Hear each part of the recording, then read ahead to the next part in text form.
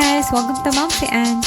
For today's video, I'm going to make a special cake for my daughter's 3rd birthday. I made vanilla cake with Oreo cookies in it and it turns out really good.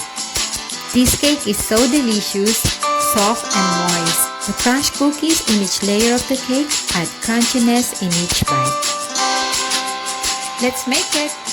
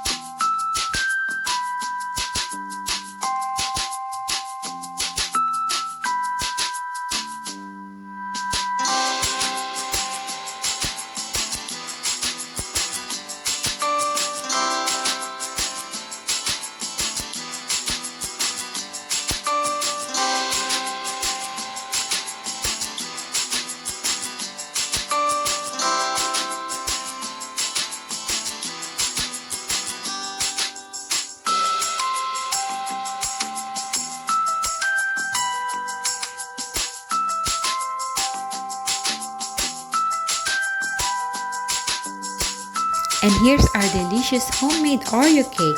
Top it with chocolate ganache, cookies, and it's ready for party. I hope you enjoyed this video. Thank you for watching. See you again next time.